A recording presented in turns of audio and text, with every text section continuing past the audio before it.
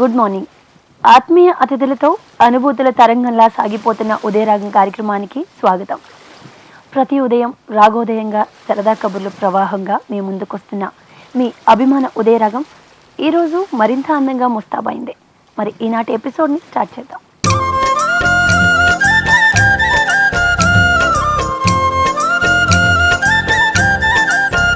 ఈరోజు తిథి నక్షత్ర వార వివరాలను తెలిపే శుభయోగంతో ఈనాటి ఉదయరాగం ప్రోగ్రాంని ఆరంభిద్దాం. నాటక రంగంలో విభిన్న పాత్రలు పోషించి సినీ రంగం వైపు అడుగులు వేసి తనకంటూ ఒక ప్రత్యేకమైన గుర్తింపు తెచ్చుకొని విశాఖ కీర్తిని ఇమిడింపచేస్తున్న అల్లు రమేష్ గారు ఈనాటి మన ఉదయరాగానికి ఆత్మీయ అతిథిగా విచ్చేశారు. ఆయన పరిచయం చేసుకుందాం.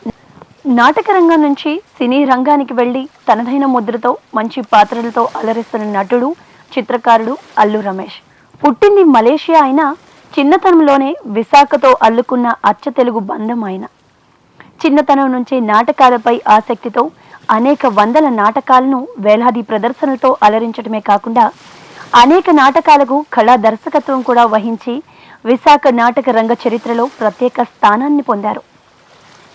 దర్శక మిత్రుడు శ్రీరామ్ బాలాజీ ప్రోత్సాహంతో చిరుజల్లు చిత్రం ద్వారా తెలుగు చిత్ర పరిశ్రమలోకి ప్రవేశించి ఇప్పటి వరకు అనేక చిత్రాల్లో ప్రశంసనీయమైన పాత్రలు పోషించారు.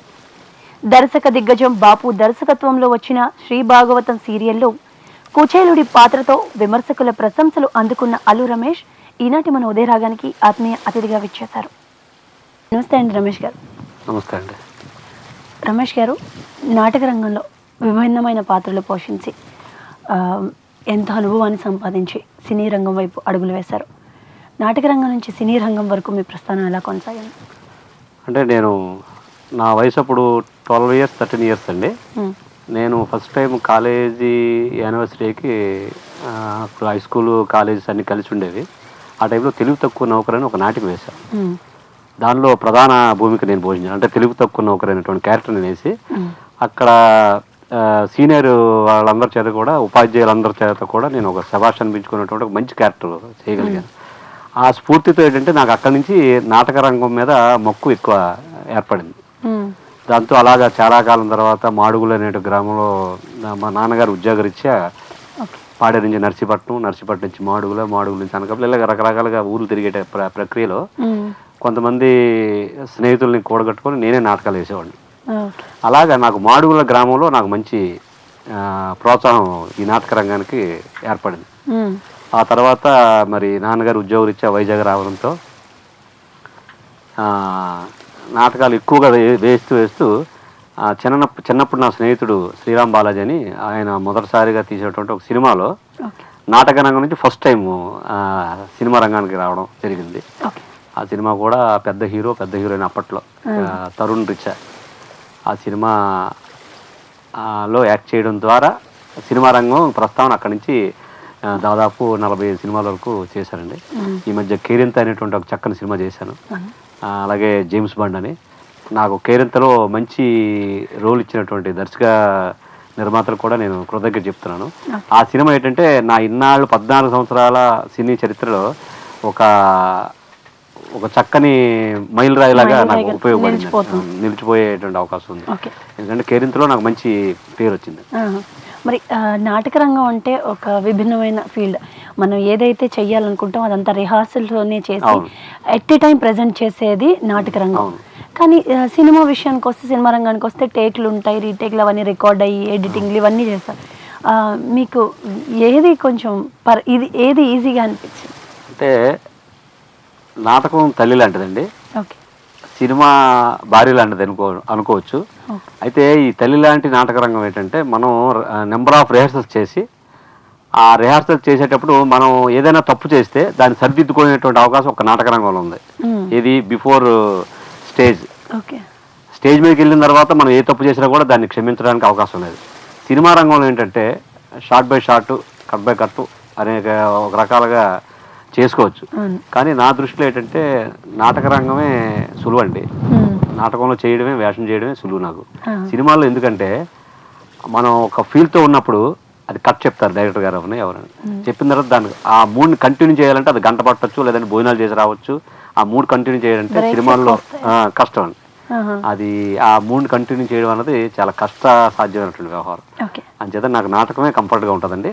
సినిమా మరి ఎందుకంటే సినిమా మీద బ్రతుకుతున్నాం కనుక సినిమా అదొక ప్రస్థానం. ఓకే, మరి ఈ నాటక రంగంలో మీరు ఉండగా మీకు సినిమా రంగం వైపు వెళ్ళాలని ప్రోత్సహించిన వాళ్ళు కానీ, లేదంటే అవకాశం ఇచ్చి వెన్నుతట్టిన వాళ్ళు కానీ ఎవరైనా ఉన్నారా? కేవలం నా స్నేహితులేనండి. స్నేహితుల ద్వారా నాకు అవకాశం వచ్చింది. వచ్చిన తర్వాత కూడా నాకు చుట్టుపక్కల స్నేహితులే నన్ను ఎంకరేజ్ చేశారు. ఈనాటి వరకు స్టిల్ ఇప్పుడు ఈ పరిస్థితిలో ఉన్నంత వరకు కూడా నా స్నేహితులే అన్ని విధాలా అండదండలుగా ఉన్నారండి. ఓకే, మరి మీ 14 సంవత్సరాల సినీ కెరియర్ అప్పటికిప్పటికి పెను మార్పులు సంభవించే ఈ సినీ ఇండస్ట్రీలో కానీ, టెక్నికల్ పరంగా కానీ, ఆర్టిస్టుల పరంగా కానీ చాలా మార్పులు అనేవి వచ్చాయి. అప్పుడు ఎట్లా ఉంది, ఇప్పుడు ఎట్లా ఉంది? అప్పుడు ఇప్పుడు అంటే మార్పు అన్నది సహజం అండి. ప్రతి 2-3 సంవత్సరాలకి మార్పు జరగడం అన్నది సహజమే. కానీ నాకంటూ పెద్ద మార్పులు, ఎందుకంటే నాకు ఏ విధమైనటువంటి బ్యాక్ బోన్ లేదండి. నేను స్వయంగా వచ్చాను, స్వయం కృషితోటే ఇంతవరకు ఇన్ని సినిమాలు చేయగలిగాను. చేదేంటంటే ఆ మార్పుల్లో దీనికి నాకు ఏ విధమైనటువంటి అవినావ సంబంధం లేనట్టే లెక్క. మరి సినిమా రంగంలోకి వచ్చారు, నాటక రంగంలోకి అడుగు పెట్టడానికి మీకున్న చిన్నప్పటి నుంచి ఇంట్రెస్ట్ కావచ్చు. కానీ సినిమా ఫీల్డ్కి వచ్చిన తర్వాత నేను ఇంతటి నటుడిని అవ్వాలి, లేదంటే వీళ్ళంత గొప్పవాడిని అవ్వాలి అని ఇన్స్పిరేషన్ గా తీసుకునే ఒక ఐడియల్ పర్సన్ ఎవరైనా ఉన్నారండి నా జీవితంలో. ఏంటంటే నాకు పాత సినిమాలు అంటే బాగా ఇంట్రెస్ట్ అండి. అందులో అల్లు రామలింగయ్య గారు, రాజుబాబు గారు, అలాగే పద్మనాభం గారు, ఇటువంటి గొప్ప వ్యక్తులు వాళ్ళు చేస్తున్నటువంటి సహజ సిద్ధమైనటువంటి నటన నాకెందుకో ఎప్పటికైనా అంతటి గొప్పటి నటుని కావాలి, వాళ్ళతో చక్కగా వాళ్ళంతలా చేయగలిగాలేనటువంటి ఒక స్ఫూర్తి నాకు ఏర్పడిందండి. నేను యాక్చువల్గా దీంతో నేను ముందుకి ఇప్పటి వరకు సాగడానికి కారణం అదే. సరదాగా సాగిపోతున్న ఉదయరాగం కార్యక్రమంలో ఇప్పుడు ఒక చిన్న విరామం తీసుకుందాం. ఉదయరాగం కార్యక్రమానికి తిరిగి స్వాగతం.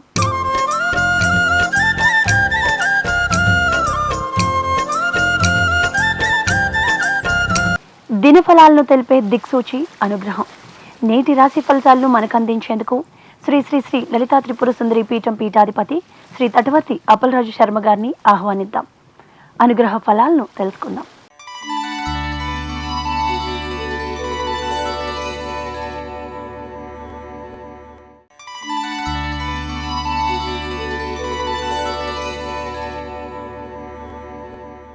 ఈరోజు మేషరాశి వారు మిత్రులతో అకారణంగా విభేదాలను ఎదుర్కోవాల్సిన పరిస్థితి ఉంది. ధన వ్యయాలు పెరుగుతాయి. కుటుంబంలో ఒత్తిడిని ఎదుర్కోవాల్సి వస్తుంది. ఆధ్యాత్మిక చింతన మీకు చాలా మంచిది. దూర ప్రయాణాలు చేయాల్సిన పరిస్థితులు ఏర్పడతాయి. వ్యాపారాలు, ఉద్యోగాలు కొంత నిరాశని మీకు ఈరోజు గుప్పిస్తూ ఉంటాయి.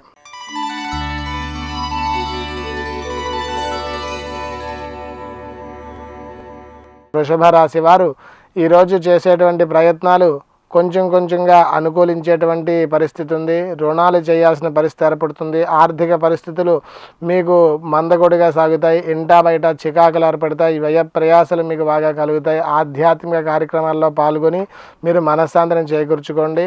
వ్యాపారాలు సామాన్యంగా సాగుతాయి. ఉద్యోగస్తులకు బదిలీలు ఏర్పడతాయి.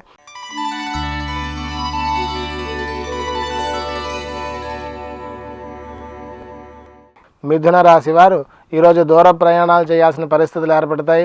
శుభవార్తలు వింటారు. ఆర్థిక పరిస్థితి మెరుగ్గా ఉంటుంది. సన్నిహితులతో హాయిగా మీ యొక్క మనస్సులో మాటల్ని చర్చించుకుని శుభ ఫలితాలని పొందుతారు. మిత్రులతో ఉత్సాహంగా గడుపుతారు. వ్యాపారాలు లాభసాటిగా ఉంటాయి. ఉద్యోగస్తులకు కొత్త హోదాలు కలుగుతాయి. ప్రమోషన్లు వస్తాయి. మంచి అభివృద్ధి ఈరోజు మీరు చూస్తారు.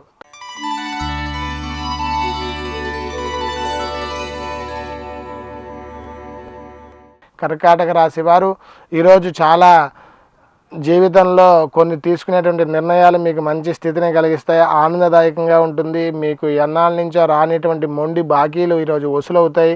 మీరు చేసేటువంటి వ్యవహారాలన్నీ కూడా విజయాన్ని సాధించి పెడతాయి. శుభకార్యాల్లో పాల్గొంటారు. మీ సేవకి తగినటువంటి గుర్తింపు లభిస్తుంది. మీరు చేసేటువంటి దేవాలయ సందర్శనం మీకు చాలా పాపక్షయాన్ని కలిగించి మంచి సంతృప్తిని ఈరోజు మీకు మిగులుస్తుంది.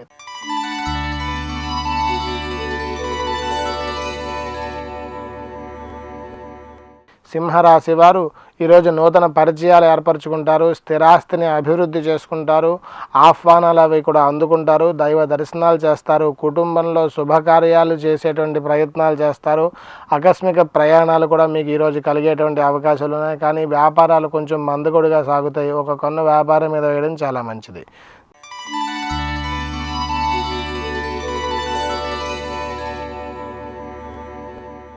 కన్యా రాశి వారు ఈరోజు చేసేటువంటి పనులన్నీ ఆశాజనకంగా ఉంటాయి. బంధువర్గంలో తగాదాలు ఏర్పడేటువంటి పరిస్థితి మీ చాకచక్యంతో మీరు దాన్ని నిలువరించే ప్రయత్నం చేస్తారు. మీ ఆలోచనలు స్థిరంగా ఉండవు, అయినప్పటికీ కూడా మీకు బాధ్యతలు కొంచెం ఎక్కువగా పెరుగుతాయి. దానివల్ల మనశ్శాంతిని కోల్పోయే పరిస్థితి ఉంది. నిరుత్సాహాన్ని మీరు చాలా ఆలోచనలతో మీరు దాన్ని మెదిలి ముందుకు సాగించినట్లయితే ఈరోజు కొంచెం మీకు పని భారం తగ్గి మనశ్శాంతి ఉంటుంది.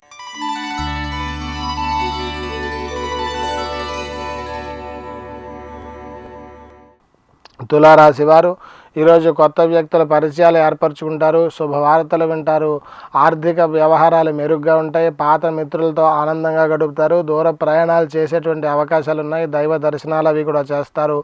ఆరోగ్యం కొంచెం మందకొడిగా ఉంటుంది, ఆరోగ్య విషయంలో అధిక జాగ్రత్తలు మీరు పాటించాలి. వ్యాపారాలు మందకొడిగా సాగుతాయి, ఉద్యోగస్తులకు నిరాశాజనకంగా ఉంటుంది.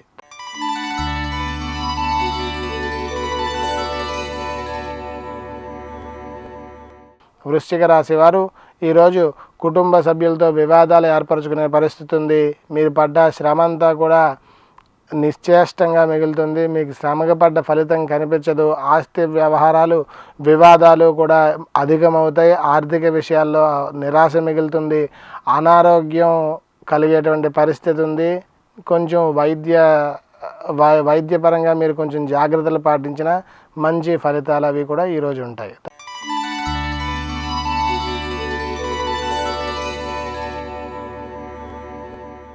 ధనస్సు రాశి వారు ఈరోజు ధనస్సు రాశి వారికి ఈరోజు కుటుంబ సౌఖ్యం, పనుల్లో పురోగతి, ఇంటా బయట అనుకూలంగా ఉండడం, కొత్త విషయాలు తెలుసుకుని వాటిని ఆర్థికపరమైనటువంటి వనరులుగా మార్చుకోవడం, ఆర్థిక ఇబ్బందులు తొలగి మంచి ఫలితాలు కలగడం, అవి మంచి ఫలితాలుగా ఈరోజు చెప్పుకోవచ్చు.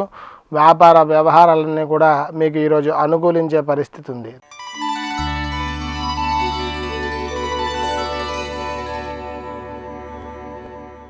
మకర రాశి వారు ఈరోజు చేసేటువంటి ప్రయత్నాలన్నీ కూడా కలిసి వస్తాయి, శుభవార్తలు వింటారు, ఆర్థిక పరిస్థితి మెరుగ్గా ఉంటుంది, మొండి బాకీలు వసూలవుతాయి, మీ సమస్యలు తీరుతాయి, వ్యవహారాలు సాఫీగా సాగుతాయి, కుటుంబ సభ్యులతో మాట పట్టింపులు వచ్చేటువంటి అవకాశం ఉంది. ఆరోగ్యాన్ని మీరు జాగ్రత్తగా కాపాడుకోవాలి, దైవ దర్శనాలు అవి కూడా చేస్తారు.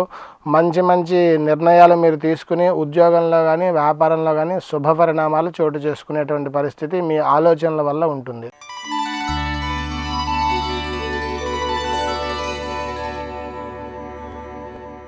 కుంభరాశి వారు ఈరోజు చేసేటువంటి వ్యవహారాల్లో ఆర్థిక పురోగతిని సాధిస్తారు, కొత్త పరిచయాలు పెరుగుతాయి, రుణాలు చేస్తారు, ఆ రుణాలు మీకు ఉపయోగపడతాయి, ఆధ్యాత్మిక చింతన మీకు మంచి స్థితిని కలిగిస్తుంది, వ్యవహారాల్లో పురోగతిని సాధిస్తారు, బంధువుల్ని కలుసుకుంటారు, వ్యయ ప్రయాసలు అవి కూడా మీకు తీరుతాయి, మిత్రుల నుంచి కొంచెం ఒత్తిడి ఎదురవుతుంది, మీ అప్పుల వాళ్ళ నుంచి కొంచెం ఒత్తిడి ఎదురవుతుంది, వాటిని మీరు ఆశాజనకంగా తీసుకుని వాళ్ళతో మాట్లాడి మీ వ్యవహారాన్ని మీరు చాకచక్యంగా సర్దుకోగలుగుతారు.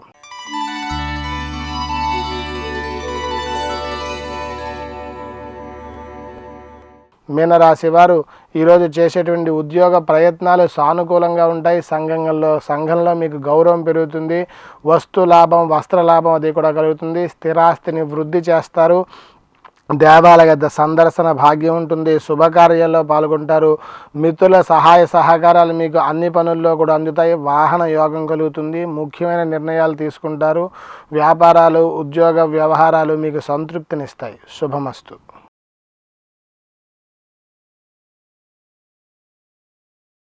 మరి ఒక పాత్రలో మనం చేయడం కాకుండా మన కోసం ఒక పాత్ర డైరెక్టర్ సృష్టించే స్థాయికి ఎదగాలంటే అపారమైన కృషి ఉండాలి దానికి. మీరు అంటే ఇది ఖచ్చితంగా రమేషే చెయ్యాలి అన్న ఇంపార్టెన్స్ ఇప్పటి వరకు చేసిన ఈ 14 ఏళ్ళ మీ సినీ ప్రస్థానంలో ఏమైనా ఉంది ఈ పాత్ర రమేష్ తప్ప ఇంకెవరు చేయలేరు అన్నటువంటి అనుభవం ఏమైనా ఉందా? అంటే ఎవరు చేయలేరని కాదు కానండి, నాకు అవకాశాన్ని కేరింత దర్శకులు అడవి సాయి కిరణ్ గారు ఏర్పాటు చేశారండి. ఆయన 1.5 year క్రితం నాకు ప్రామిస్ చేశారు ఒక స్నేహితుడి ద్వారా. ఆయన పరిచయం అయ్యి ఆయన నాకేంటంటే ఈ క్యారెక్టర్ అల్లు రమేష్ గారే చేయాలి, అది ఒక శ్రీకాకుళం యాసతో కూడినటువంటి ఒక సాఫ్ట్ క్యారెక్టర్ అండి. అంటే ఒక జాలి కలిపేటువంటి ఒక పాత్ర, ఒక దీనమైనటువంటి తండ్రి, ఆయన కష్టార్జితంతో అంటే వ్యవసాయం అది సరిగా లేకపోతే కూలి పని చేసి ఆ కొడుకుని చదివించేటువంటి క్రమంలో వచ్చేటువంటి క్యారెక్టర్ అది. ఇది అల్లు రమేషే చేయాలని ప్రొడ్యూసర్ దిల్ రాజు గారితో కూడా ఒప్పించి ఈ అవకాశం నాకు ఆ క్యారెక్టర్ చేయించి అది సక్సెస్ రేట్లో సక్సెస్ బాటలో పయనించడానికి ఆ ఇద్దరు కారణం అండి, దర్శకులు అడవి సాయి కిరణ్ గారు అలాగే దిల్ రాజు గారు. యూనిట్ ఎవరైతే ఉందో మీ ప్రతిభని అంటే మరింతగా వెలికి తీసే ప్రయత్నాన్ని చేసిందని చెప్పారు. 100% కేరింత అనే సినిమా నా లైఫ్కి, నా కెరీర్, ఈ 14 సంవత్సరాల కెరీర్కి చాలా ఎక్కువ, అంటే ప్రతి వాళ్ళ దగ్గర నుంచి కూడా ప్రశంసలు పొందానండి ఈ కేవలం ఒక్క క్యారెక్టర్తో. అది అల్లు రమేష్ చేశాడు, అల్లు రమేషే చేయగలడు అనేటువంటి ఒక కాన్ఫిడెన్స్ తోటి దర్శకులు కానీ, నా స్నేహితులు కానీ, బంధువులు కానీ, ఆత్మీయులు కానీ అందరూ ఏకగ్రీవంగా నాకు ఓటు వేశారండి. ఓకే, మరి కేరింత ఒక మైల్ రాయి అన్నారు. ఈ మైల్ రాయి తర్వాత నుంచి మీ జీవితం అట్లే మీ సినీ కెరియర్ ఎట్లా ఉండిపోతుందని మీరు అనుకుంటున్నారు? నాకు అయితే ఈ కేరింతతో నా రెండో సినిమా ఒక నెల రోజుల గ్యాప్లోనే జేమ్స్ బాండ్ అనే అల్లరి నరేష్ గారు చేసిన సినిమా, సాయి కిరణ్ సాయి కిషోర్ మత్స అని ఆయన దర్శకత్వంలో ఒకే ఒక క్యారెక్టర్ చేశానండి. అది కృష్ణ భగవాన్ గారి కాంబినేషన్లో ఒక ముదురు పెళ్లి కొడుకు. కేరింతలో ఒక బలమైనటువంటి అంటే డెప్త్ ఉన్న క్యారెక్టర్ చేశానండి, అది ఒక జాలికి కొలిపే పాత్ర. ఇందులో ఒకే ఒక సీను కామెడీ, ఆ కామెడీ సీన్లో నా డైలాగ్కి కంపల్సరిగా చాలా ఎక్కువగా నవ్వుకుంటూ బయటకు వచ్చారు. అది నా కెరీర్కి ఉపయోగపడేటువంటి అవకాశం ఉంది. ఓకే, మరి మీ ఇక ముందు ఏవే ప్రాజెక్టులు మీరు చేయబోతున్నారు? ఇప్పటి వరకు అయితే అంటే నెక్స్ట్ ఆల్రెడీ అయిపోయిందండి, త్రిపుర అని ఒక సినిమా చేశానండి, అది కూడా మంచి క్యారెక్టరే. తర్వాత రావణ దేశం అని తెలుగు తమిళ్ 2 భాషల్లో చేశాను, తమిళ్లో రిలీజ్ అయింది. భాగ్యరాజా గారి చేత కూడా ప్రశంసలు పొందాను. అలాగే అది తెలుగులో రిలీజ్ అయితే నా కెరీర్కి అది ఒక మంచి ప్లస్ పాయింట్ అయ్యే అవకాశం ఉందండి. అది ఒక 6-7 సీన్లు, అది కూడా ఒక క్యారెక్టర్, మంచి అద్భుతమైన క్యారెక్టర్. ఓకే, మరి ఒక నటుడిగా మీకు విభిన్నమైన పాత్రలు దొరికాయి, మీరు అందులో ప్రూవ్ చేసుకున్నారు. కానీ ఈ సినీ ప్రస్థానానికి ముందు నాటక రంగంలో ఉన్నారు. అంతకుముందు రమేష్ గారి అసలు కెరియర్ ఎక్కడ స్టార్ట్ అయింది? అంటే నాటక రంగం రాకముందండి. నాటక రంగం రాకముందు తల్లిదండ్రుల మధ్య ఒక పిల్లడు అంతే. అసలు మీ కెరియర్ స్టార్ట్ అయింది నాటక రంగంతో? కెరీర్ స్టార్ట్ అయింది నాటక రంగం, చెప్పాను కదండి. ఆ రోజు ఆ తెలివి తక్కువ నౌకరుతోటి నా కెరీర్ స్టార్ట్ అయ్యి ఇవాళ వరకు అదే నాకు బీజం అండి. అంటే నటనే కెరియర్గా ఎంచుకున్నారు. తర్వాత నేను ఇప్పుడు సినిమాలే కాకుండా నేను రావి కొండరావు గారితో తరచూ నాటకాలు చేస్తున్నాను. అలాగే ఇప్పుడు రేపు శనివారం నాడు ప్రదర్శించబోయే ఒక చక్కని కళ్ళు నాటిక, గొల్లపూడి మారుతారావు గారు రాసిన నాటికలో కళ్ళులో కూడా ఒక చక్కని పాత్రని ధరించి నేను నాటక రంగాన్ని కొనసాగిస్తున్నానండి. అంటే కొన్ని ముఖ్యమైన నాటికలు అందులో నేనే చేయగలను అనేటువంటి ఒక క్యారెక్టర్ అంతే. అన్ని నాటకాలు నేను టైం ఉండదు. అవును. ఓకే, మరి రమేష్ గారు మీ అంటే సినీ కెరియర్ ఇట్లా అంటే సాగుతుంది. ఇనీషియల్గా మీరు అన్నారు బ్యాక్ బోన్ లేకుండా వచ్చాను నేను ఇండస్ట్రీలోకి. సో అలాంటి బ్యాక్ బోన్ లేకుండా వచ్చిన వాళ్ళకి చాలా ఒడిదుడుకులు ఉంటాయి. మీరు ఇనీషియల్గా ఈ రంగంలోకి అడుగు పెట్టినప్పుడు మీరు ఎటువంటి సాధక బాధకాలను ఎదుర్కొన్నారు? అవి ఒకసారి. అయ్యో, చాలా మంచి ప్రశ్న అండి. యాక్చువల్గా ఏంటంటే ఒడిదుడుకులు అంటే మామూలు సాధారణమైన ఒడిదుడుకులు కాదండి. స్టిల్ కేరింత సినిమా రిలీజ్ అయ్యే వరకు కూడా నేను ఆ ఒడిదుడుకుల్ని ఎదుర్కొంటూనే ఉన్నానండి. ఎందుకంటే కేరింత సినిమాతోటి నాకు ఆత్మస్థైర్యం ఏర్పడింది తప్ప ఆర్థికమైనటువంటి ఎదుగుదల లేకపోవడం అది ఒక కారణం. అయితే ఏ ఒడిదుడుకులైనా కూడా ఆర్థికపరమైనటువంటి సంబంధాలండి. ఆర్థికంగా బాగుంటే మనకు అన్ని విధాల అన్నీ బాగుంటాయి. అయితే కేరింత సినిమాతో నాకు నమ్మకం ఉంది, నేను కంపల్సరీగా నేను అనుకున్న గోల్ రీచ్ అవ్వగలను అనేటువంటి ఒక బలమైనటువంటి నమ్మకం నాకు ఉందండి. ఓకే, అయితే ఒడిదుడుకులు అయితే ఒడిదుడుకులు అయితే 100% అంటే నాలాంటి ప్రతి వాళ్ళు కూడా పడతారండి. అది ఏ డిపార్ట్మెంట్ అవనండి, డైరెక్షన్ డిపార్ట్మెంట్ అవనండి, 24 క్రాఫ్ట్స్లో ఎవరైనా సరే, ఆర్టిస్ట్ దగ్గర నుంచి ఆర్టిస్ట్ కాస్త ఎక్కువ ఉంటాయండి. కానీ ఒక హీరోయిన్స్ కాకుండా ఒక చిన్న ఆర్టిస్టులు కనుక తీసుకుంటే రాత్రికి రాత్రి వాళ్ళ తలరాత్రులు మారిపోయిన చాలా సిచ్యువేషన్స్ మనం చూసాం, విన్నాం. ఎందుకంటే అప్పటి వరకు ఒక నటుడిని అనుకున్నా తర్వాత ఇన్ఫ్లుయెన్స్ వల్ల, ఒత్తిడి వల్ల, ఏదో ఒక రికమెండేషన్స్ వల్ల ఆ నటుడి స్థానం మారిపోయి ఇంకొక నటుడికి అలాంటి క్యారెక్టర్లు వెళ్ళే సిచ్యువేషన్స్ చాలా చూసాం. సో అలాంటి అనుభవాలు మీకు ఏమైనా ఎదురయ్యాయి ఇన్ని రోజుల? దేవుడి దయ వల్ల అలాంటి అనుభవాలు అయితే నాకు ఇప్పటి వరకు ఏర్పడలేదండి. ఇక ముందు కూడా ఏర్పడకూడదని నేను మనస్ఫూర్తిగా కోరుకుంటున్నాను. ఓకే, మరి నా విషయంలో అలా జరగలేదండి. అంటే ఇప్పుడు మీకు ఒక నటుడు రాజబాబు గారు కానీ రేలంగి గారు కానీ ఆ స్థాయికి వెళ్ళాలని మీకు అనిపించిందని అన్నారు, వాళ్ళు మీకు ఇన్స్పిరేషన్ అన్నారు. ఫ్యూచర్లో నేను ఈ క్యారెక్టర్ చెయ్యాలి, నేను ఈ పాత్ర ఖచ్చితంగా నేను నా రిటైర్మెంట్ లోపు ఇలాంటి పాత్ర ఒకటి పోషించాలి, అట్లాంటి డ్రీమ్ రోల్స్ ఏమైనా ఉన్నాయా? నాకైతే డ్రీమ్ రోల్స్ ఏమి లేవండి. అంటే నా బాడీకి తగ్గట్టు, అంటే నా బాడీ లాంగ్వేజ్ తగ్గట్టు ఏ క్యారెక్టర్ అంటే పిఎల్ నారాయణ గారి లాగా, సుత్తివేలు గారి లాగా అన్ని రకాల క్యారెక్టర్లు, అంటే అది హాస్యం అయినా, పేతస్ అయినా, తర్వాత ట్రాజడీ అయినా, అదే లేదంటే ఒక చక్కన అన్ని రసాలు నేను చేయగలిగేటువంటి అన్ని రసాలు నా బాడీ చేయగలదు అని డైరెక్టర్లు, ప్రొడ్యూసర్ నా మీద నమ్మకం పెట్టుకుంటే 100% నాకు ఆ క్యారెక్టర్ అన్ని చేయాలి. అంటే నేను యాక్టర్గా ఉండాలని అనుకుంటున్నాను తప్ప ఫలానా క్యారెక్టర్ చేయాలి, ఇప్పుడు నాకు దుర్యోధన క్యారెక్టర్ చేయాలని ఉంటుంది, కానీ నా బాడీ సహకరించదు కదా. అలాగైతే అలా మీరు అన్న దాంట్లో యేసుప్రభు పాత్ర చేయాలనేటువంటి నాకు మిక్కిలి ఆసక్తి ఉందండి. అది ఆ పరమేశ్వరుడు మరి ఎప్పుడు అవకాశం ఇస్తాడో తెలియదు, అంతే. Okay, take a small break in Udaya Ragam. Welcome back to ఉదయ రాగం.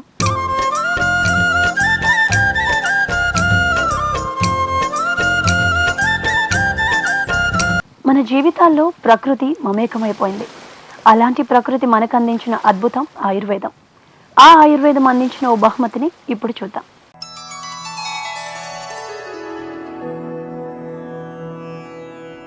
వజ్రక్షారం పేరుతో లభించే ఆయుర్వేద మూలిక వాడటం వలన, లేదా ఇంట్లో చేసుకునే శనగపొడి మరియు వాముపొడిని ఒకటిగా కలుపుకొని పాలతో లేదా మజ్జిగతో సేవించటం వలన మూత్రవ్యాధులు, అమీబియాసిస్, కీళ్ల నొప్పులు వంటి వ్యాధులు తగ్గుతాయి.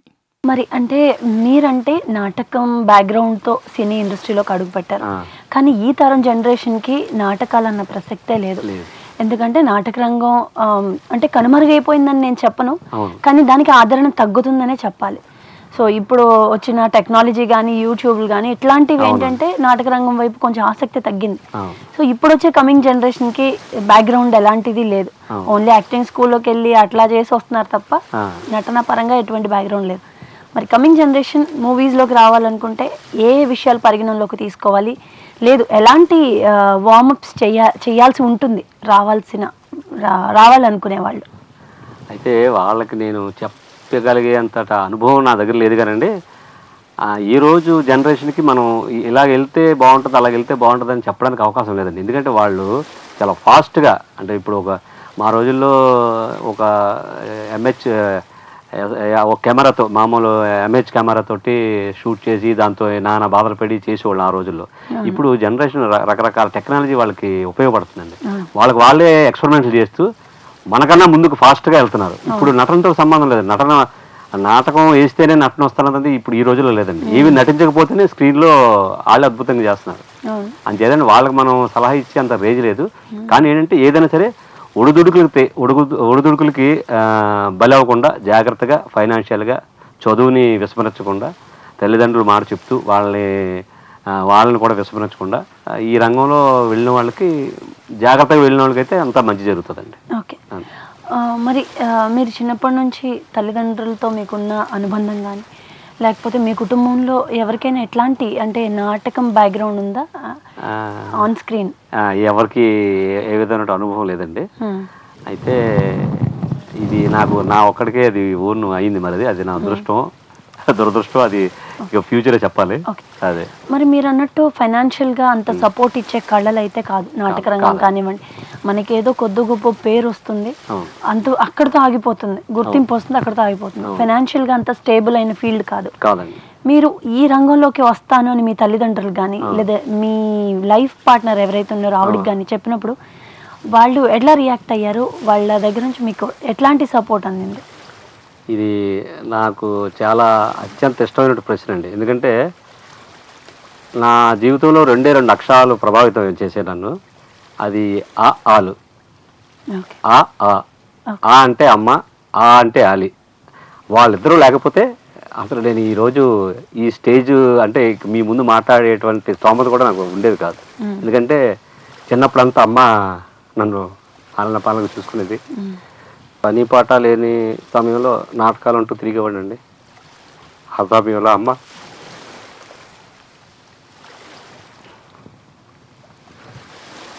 పెళ్ళైన తర్వాత నా పరిస్థితి ఎలా ఉంటుంది అనుకున్నానండి. ఉద్యోగం లేదు.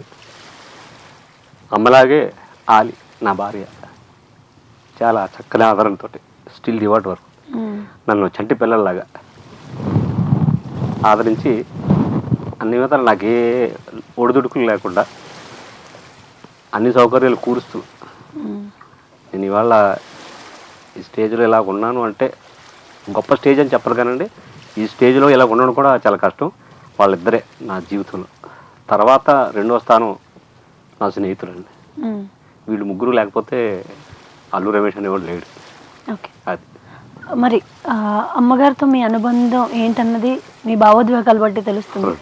సో అంతగా ఎంకరేజ్ చేసే మీ మమ్మీ అలాగే మీ అమ్మగారు మీ భార్య గారు ఎవరైతే ఉన్నారో వాళ్ళతో మీరు ఎప్పుడైనా టైం స్పేర్ చేయలేదు? వాళ్ళు ఏమైనా అడిగితే కూడా నేను టైం స్పెండ్ చేయలేకపోయినా అట్లాంటివి ఏమైనా ఉన్నాయా? చాలాసార్లు అండి. అమ్మని ఒక్కోసారి చూడాలనుకుంటే హైదరాబాద్ వెళ్ళిపోతే నెల 15 రోజులు ఉంటాను. రాగానే ఇంకా పిల్లలతోటి భార్యతోటి వెళ్ళి 1 రోజు 2 రోజులు అమ్మని దగ్గరే చూసి రావడం తప్ప నేను ఏమి చేయలేనటువంటి పరిస్థితి అనమాట. అయితే జీవితంలో నేను గొప్పగా ఎదిగి వాళ్ళకి నేను ఏదైనా చేయాలి, అప్పుడే నా జన్మ సార్థకం అవుతుంది. అదండి నేను ఫైనల్గా చెప్పేది. సో మీ మమ్మీ సపోర్ట్ అలాగే మీ వైఫ్ సపోర్ట్ చాలా ఎక్కువగా ఉంది. 100%. మీ స్నేహితుల సపోర్ట్? స్నేహితులు వాళ్ళు ఇద్దరు తర్వాత వాళ్ళు లేకపోతే నేనేం లేనండి. ఈ ఎంకరేజ్మెంట్ లేకపోతే నేను అసలు లేదు. ఈ కేరింతతో నాకు మరింత బాగా వాళ్ళు ప్రోత్సహించారు. నువ్వు నిజమైన నటన చేసావు నాళ్ళకి, నువ్వు ఇంత బాగా చేస్తావు అనుకోలేదురా, నువ్వు ఇంత బాగా చేస్తావని అనుకోలేదురా అని విత్ ఫ్యామిలీస్తో సినిమా చూసి మళ్ళీ నీకోసం మళ్ళీ 2వసారి తీసుకెళ్తారు మా పిల్లలని అంత ఎంకరేజ్ చేశారు. గోహెడ్, నీకు చాలా మంచి భవిష్యత్తులో నాకు అవకాశం ఉందని వాళ్ళు చూసి మిమ్మల్ని ఎంకరేజ్ చేసే వాళ్ళు గర్వంగా ఫీల్ అయ్యే ఒక రోజు వచ్చిందండి. అది నేను ఎన్నటికీ మర్చిపోలేను. అంటే నేను ఇంతకన్నా ఎక్కువ ఎదగొచ్చు ఎదగలేకపోవచ్చు, కానీ ఈ కేరింత్ అనే సినిమా మాత్రం నా ఫ్యూచర్కి ఒక బలమైన కాంక్రీట్ అయిందండి. దాన్ని నేను ఇప్పుడు దాన్ని నేను అల్లుకుంటూ ఒక దొంగ దొరికింది నాకు. ఒక నడ సముద్రంలో ఉన్నాను యాక్చువల్గా. ఆ దొంగ పట్టుకొని ఈదుకుంటూ ఇప్పుడు ఒడ్డుకు చేరేటువంటి ఒక ఆసరా దొరికిందండి. అది ఇంకా నా కృషి లోపం మీద ఉంటే చెప్పలేం, కానీ నా కృషి వెళ్తూ డిఫరెంట్గా ఫలిస్తుందని మీ అందరి ఆశీర్వాదంతో ఆశిస్తాను. మరి పిల్లలు ఉంటారు, మిమ్మల్ని ఇంట్లో చూస్తారు, ఆన్ స్క్రీన్ మీద చూస్తారు, వాళ్ళు మా నాన్నగారు అని ప్రౌడ్ గా చెప్పుకునే సన్నివేశాలు మీరు దగ్గర ఉన్నప్పుడు ఎట్లా అనిపిస్తుంది? ఆ ఫీలింగ్ 100% అండి. నా పిల్లలు అంటే మంచి క్రిటిక్స్ అండి. బాగోలేదంటే బాగోలేదని చెప్తారు. అక్కడ ఎందుకు నాన్నగారు అక్కడ ఓవర్ యాక్షన్ చేశారు, చాలా ఇదిగా ఉంది, నిత్య జీవితంలో మీరు అలా చేయరే ఎవరు అంటే ఒక సపోజ్ ఒక గ్లాసు ఎవరే ఫ్రెండ్ కొన్ని మంచినీళ్ళు తాగుతావా అనడానికి నేచురల్గా చెప్పడానికి మంచినీళ్ళు తాగుతావా అని అనడానికి ఆ వేరియేషన్ వాళ్ళు కనిపెడేస్తారు. నా భార్యతో సైతం ఎందుకంటే అంత ఓవర్ చేశారు అని నా భార్య కానీ నా పిల్లలు కానీ ఫస్ట్ ఏదైనా సినిమా వస్తే ముందు వాళ్ళకి చూపిస్తారండి. అలా చూపించిన క్రమంలో కేరింత్ అనే సినిమా అంటే వాళ్ళకి బాగా నచ్చింది. చాలా ఎక్స్ట్రాడినరీగా ఉంది నాన్నగారి క్యారెక్టర్. వాళ్ళ ఫ్రెండ్స్ కూడా చాలా ప్రౌడ్గా ఫీల్ అవుతున్నారు వాళ్ళందరూ. మీ నాన్నగారికి ఎంత ఇస్తారా, 2 లక్షలు ఇస్తారు, 2 కోట్లు ఇస్తారు, అవన్నీ మాకు తెలియదు. అయితే వాళ్ళు ఆ గర్వం మా ఫ్రెండ్స్ అందరూ చాలా మెచ్చుకుంటున్నారు, నాన్నగారు మీ క్యారెక్టర్ బాగుంది అనేటప్పుడు నా ఫీలింగ్ చాలా చాలా ఆనందంగా. అంతే కదండి, వాళ్ళ సంతోషం నా ఫ్రెండ్స్ అందరూ మెచ్చుకోగలిగితే అదే గొప్ప నటుడికి. ఇంకా ఆ డబ్బుల గురించి ఆలోచించాడండి నటుడు ఇప్పుడు కూడా. అది మరి ఫ్యూచర్ కూడా ఎట్లా ప్లాన్ చేసుకుంటున్నారు? మీ రిటైర్మెంట్ వరకు ఈ నటనలోనే నటనతో ఆపేద్దాం అనుకున్నారు, లేదంటే నటుడికి రిటైర్మెంట్ లేదండి. అంటే ఓపిక, అంటే కండరాల్లో ఓపుకున్నంత కాలం, వాయిస్లో బేస్ తగ్గనంత కాలం ఆర్టిస్ట్గానే చేస్తానండి, ఆర్టిస్ట్గానే చచ్చిపోతాను. నాకు ఇంకొకటి రాదండి. ఇప్పుడు IAS ఆఫీసర్ కలెక్టర్ ఉద్యోగం ఇచ్చినా కూడా ₹1 కోటి జీతం ఇస్తానని కూడా నేను చేయలేను. నటుడుగా ఓ ప్యూన్ వేషం ఇస్తాను రా అంటే నేను వెళ్తానండి, దానికే ముందు వెళ్తాను. అంటే నటుడుగా తప్ప నాకు ఇంకోటి రెండోది రాదు. అంచేతంటే నేను నా జీవితాంతం దీనికే అర్పణండి. నాటక రంగం నుంచి సినీ రంగం వైపు అడుగులు వేసి మిమ్మల్ని మీరు ప్రూవ్ చేసుకున్నారు. మరి అలాంటి టైంలో సీరియల్స్లోని కూడా విభిన్నమైన పాత్రలు పోషించారు. అలాంటి బాగా గుర్తుండిపోయే, జనాలకు గుర్తుండిపోయేది భాగవతంలోని కుచేలుడి పాత్ర మీరు పోషించారు. ఆ సీరియల్కి బాపు గారు దర్శకత్వం వహించారు. మరి అంతటి వైవిధ్యమైన సీరియల్లో అంతటి అద్భుతమైన దర్శకుడి దగ్గర పనిచేసే అవకాశం మీకు ఎట్లా వచ్చింది? అది నేను ఈటీవీలో కొన్ని సీరియల్స్ అంటే నమ్మలేని నిజాలని ఆ మధ్య వచ్చేవండి. అంటే 5 రోజులు ఒక స్టోరీ. ఓకే. అటువంటి నటించేటప్పుడు సన్నంగా పీలగా ఉన్నటువంటి ఒక వ్యక్తి కావాలంటే ఎవరో ఒక మేనేజర్ రికమెండ్ చేస్తే ఇలాగ ఆడిషన్స్ అవుతున్నాయంటే నేను ఉషా కిరణ్ మూవీస్ మయూరి ఆఫీస్కి వెళ్ళి బేగంపేటలో ఇంటర్వ్యూ అంటే ఆడిషన్ ఇచ్చాను. ఇచ్చేటప్పుడు నాకు తెలియదండి 11 మంది ఆడిషన్ చేశారు. అందరూ అదే నా వేషధారణలో ఉన్నారు. ఏంటో అనుకున్నాను, నాకు తెలియదు, అంతా బ్రాహ్మణ వేషాలేమో. అయిపోయిన తర్వాత ఇంకా అది నేను అంటే ఇది నాకు వచ్చే అవకాశం లేదు, ఇక్కడ మహానుభావులు ఉన్నారు, మహానటులు ఉన్నారు అని. అప్పుడు బాపు గారు లేరండి. బాపు గారి స్థానంలో ఉదయ్ కుమార్ గారు అని, ఆయన అది ఆడిషన్స్కి ఆయన రాలేదు. బాపు గారు ఉదయ్ కుమార్ గారు, ఉదయ్ భాస్కర్ గారు. ఆ టైంలో నేను అయిపోయిన తర్వాత నేను అలా సత్యసాయిబాబా గుడిలో ఉంటుండగా, గుడి వేలుపలకు వస్తుండగా ఫోన్ వచ్చింది. నాకు అల్లు రమేష్ గారు మీరు కుచేలుడుగా సెలెక్ట్ అయ్యారు అని. నా ఆనందానికి అవతల లేవండి అసలు యాక్చువల్గా. ఎందుకంటే కుచేలుడు అంత ఉషాకిరణ్ మూవీస్ లాంటి సినిమా, కృష్ణుడి స్నేహితుడు అలాంటి క్యారెక్టర్ రావడమే నా జన్మ ధన్యమైందనేటువంటి ఒక ఆలోచన. సరే షూటింగ్లో కూడా అందరూ ఈ దెబ్బతో నీ చాప్టర్ మారిపోద్ది రమేష్ గారు, అది అదృష్టం, అలాంటి వేషం వేయడం అన్నది మీకు మామూలు కాదు, అది ఇదని అంటే నా షర్ట్ టైట్ అయిపోయింది. ఇంకా రకరకాలుగా ఊహించుకునేవాడిని. ఇంకా రేపటి నుంచి నేను కారులో దొరుకుతానేమో అన్న ఇదిలో. అయితే ఆ సినిమా వేషం అయితే, ఆ సీరియల్ వేషం అయితే అద్భుతమైన వేషం అండి. నా బ్యాడ్ లక్ ఏంటంటే నాకు తెలియదు, ఆ ఇంటర్వ్యూలు అయ్యేటప్పటికి బాపు గారు ఉన్నారు, ఆయన దానికి రాలేదు. కానీ మా ఎపిసోడ్ స్టార్ట్ అయ్యేటప్పటికి ఒక 2 months అంత అయిందండి. బాపు గారు ఆ సీరియల్ ఇచ్చి నిష్క్రమణ అయ్యిందండి, ఆయన చేయట్లేదు. అది ఉదయ్ భాస్కర్ గారే చేశారు. అది యాక్చువల్గా ఏంటంటే బాపు గారి తాలూకా షేడ్స్ అన్నీ ఉంటాయి కనుక నేను అది బాపు గారి దగ్గర చేశానని ఆనందం తప్ప నిజంగా అయితే బాపు గారి దాన్ని నేను చేయలేదు. ఉదయ్ భాస్కర్ గారు నా చేసి చేయించారు. ఆయన కూడా ఆ స్టైల్లోనే చేసి నాకు చాలా మంచి పేరు వచ్చిందండి. అంటే ఈటీవీలో మంచి పేరు వచ్చింది, అక్కడ స్టాఫ్ దగ్గర నుంచి, అలాగే కుటుంబ సభ్యుల దగ్గర నుంచి, స్నేహితుల దగ్గర, అందరి దగ్గర నుంచి మంచి క్యారెక్టర్ చేసేవాడిని. ఆ దగ్గర 1:10 నిడివండి. అది ఇంచుమించుగా 2 నెలల వరకు వచ్చింది. ప్రతి వారం కదా, వారం అది నాకు చాలా మంచి మైలు రాయి. అది ఆ విధంగా నా కుచేలుడి పాత్ర మర్చిపోలేని పాత్ర నా లైఫ్లో, నా జీవితంలో. నేను ఇప్పటికీ కూడా అది రికార్డ్ చేసుకుని ఉంచుకున్నాను. ఎప్పుడైనా మనసు బాగోపోతే అది చేసుకొని చూస్తాను. అంత మంచి పాత్ర. బాపు రమణల గురించి మాట్లాడుకుంటే మనకి ముఖ్యంగా గుర్తొచ్చేవి పెయింటింగ్స్ అండి, చిత్రాలు. సో మీకు కూడా అట్లాంటి హాబీ ఉందని విన్నాం. దట్టు మీరు చాలా సీరియల్స్కి ఆర్ట్ డైరెక్టర్గా కూడా పనిచేసిన అనుభవం కూడా మీకుంది. మరి అది దాన్ని మధ్యలోనే విడిచిపెట్టేస్తారా, ఇంకా కంటిన్యూ చేస్తారా? లేదండి, అంటే బాపు రమణ గారితో పెయింటింగ్ కానీ నన్ను పోల్చడానికి లేదు కదండి, లేదు, చాలా తక్కువ. అయితే నేను సరదాగా నేర్చుకున్నది ఇదంతా కూడా. నేర్చుకునే క్రమంలో మేము వేసే నాటకాలకు కానీ, మేము వేసే సరదాగా సీరియళ్ళకి కానీ నేనే ఆర్ట్ డైరెక్షన్ చేసేవాడిని అండి. ఆ క్రమంలో ఒక 5-6 చేసుంటాను. ఆ తర్వాత అది నాకు కొన్నాళ్ళు నా కుటుంబ పోషణకు అది ఉపయోగపడింది, ఒక స్క్రీన్ ప్రింటింగ్ ద్వారా. అది అయిన తర్వాత సినిమాల్లోకి ఎంటర్ అవ్వగానే ఇంకా దాన్ని విడిచిపెట్టేశాను. ఇంకా మరి అది ఏ విధంగా నాకు ఉపయోగపడలేదు, అంటే అవకాశం రాలేదు, అవసరం లేకపోయింది. అది ఇప్పటికే నాకు అది ఇంట్రెస్టే, ఇప్పటికైనా దాన్ని వదలకూడదు. మనకు వచ్చిన విద్యని, అది పుట్టుకతో వచ్చిన విద్య అని చదివి ఇప్పటికైనా మళ్ళీ దాన్ని స్టార్ట్ చేసి ఆలోచన లేదండి. నేను చెప్పారు కదా ఇందాక, నటుడిగానే కొనసాగిస్తాను, నటుడిగానే చనిపోతాను. ఈ నటుడిగానే నా ప్రస్తావన సాగుతుందండి. మరి నటుడిగా తన ప్రస్థానాన్ని కొనసాగిస్తూ విభిన్నమైన పాత్రలు పోషిస్తూ మనందరినీ ఇలాగే అలరించాలని సినిమా రంగంలో తనకంటూ ఒక మంచి గుర్తింపు ఆల్రెడీ తెచ్చుకున్నారు. ఇంకా మంచి స్థాయికి ఎదగాలని, ఇటు ఫైనాన్షియల్గా అటు నటనా పరంగా మంచి స్థాయికి, ఉన్నతమైన స్థానానికి ఎదగాలని మనస్ఫూర్తిగా మన మెట్రో టీవీ తరఫున కోరుకుంటున్నాను. మరి ఇంత బిజీ షెడ్యూల్లోని మన స్టూడియోకి వచ్చి ఇన్ని మంచి విషయాలు చెప్పి, అసలు నటన అంటే ఏంటి, నటనా రంగంలో రావాలనుకునే వాళ్ళు ఎలాంటి విషయాల్ని పరిగణలోకి తీసుకోవాలి, ఎన్ని ఒడిదుడుకులు ఉంటాయి ఈ నటనకి సంబంధించిన విషయాల్ని చాలా చక్కగా చెప్పారు. మరొకసారి అల్లు రమేష్ గారికి మన మెట్రో టీవీ తరఫున ధన్యవాదాలు తెలియజేస్తున్నాను. సార్ మా స్టూడియోకి వచ్చి ఇన్ని మంచి విషయాలు మాకు చెప్పినందుకు నమస్కారం. Thank you. Me metro channel చూస్తున్న ప్రేక్షకులందరికీ నా నమస్కారం అండి. మంచి మాటలను అందిస్తున్న ఆనిముత్యాల్ని ఇప్పుడు చూద్దాం.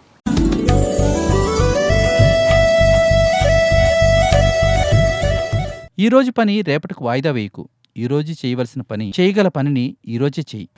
విశిష్ట అతిథులతో విభిన్నంగా కొనసాగుతున్న ఈనాటి ఉదయరాగం వీక్షించిన మీకు కృతజ్ఞతలు తెలుపుతూ ఈనాటి కార్యక్రమాన్ని ముగిస్తూ మరో ఎపిసోడ్లో మళ్ళీ కలుద్దాం. అంతవరకు సెలవు. నమస్కారం.